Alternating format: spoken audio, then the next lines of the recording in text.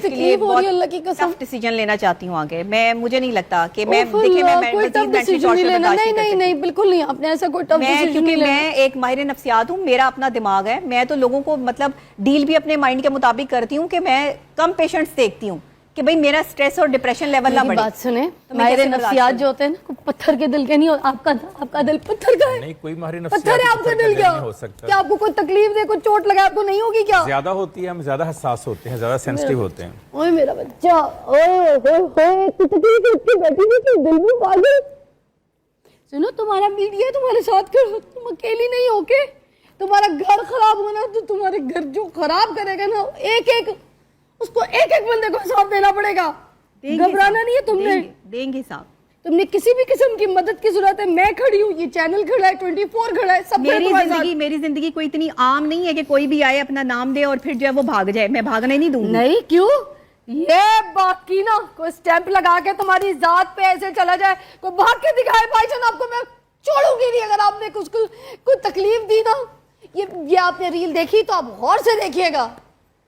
میں پورے پاکستان کے ساتھ کھڑی ہوں, نبیہ کے ساتھ کھڑی ہوں. ڈاکٹر صاحب آپ بھی کھڑے ہیں. جی بالکل جی. آپ ہاتھ رکھیں اس کے سر پہ, آپ کھڑے ہو, آپ کے سر پہ ہاتھ رکھیں. چھوٹی بہن ہے جی, بالکل ان کے لیے کھڑے ہیں, اور ان جیسی تمام خواتین کے لیے کھڑے ہیں جن کے ساتھ کسی جگہ پر بھی ذہنی ٹارچر, جسمانی ٹارچر, سماجی ٹارچر یا معاشی ٹارچر ہو رہا ہے.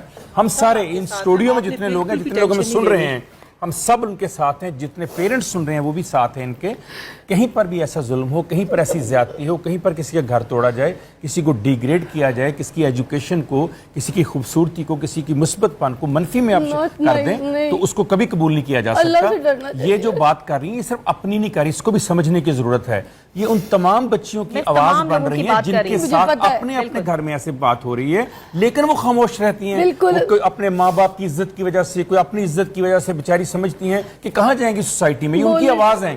اور دراصل آج کے دن کی مناسبت سے یہ آواز بڑی اہم اس لیے ہے کہ جس رسول خدا کی شہزادی کی ہم بات کر رہے ہیں, انہوں نے سب سے پہلے جو خواتین کا چارٹر ہے انہوں نے ہمیں دیا, حقوق انہوں نے ہمیں بتائے. ایک بیٹی کیا ہوتی ہے, ایک بیوی کیا ہوتی ہے, ایک عورت کیا ہوتی ہے, یہ انہوں نے ہمیں بتایا. آج اس دن کی مناسبت سے ہم لوگوں سے کہنا چاہتے ہیں, اسلامی معاشرے میں کیوں نہیں مانتے؟ اگر ہم نبی پاک صلی اللہ علیہ وسلم کو مانتے ہیں, ہم جناب سیدہ کو مانتے ہیں, تو پھر ہم ان کی باتوں کو کیوں نہیں مانتے؟ خدا را یہ بتائے نا مجھے, کیوں نہیں مانتے؟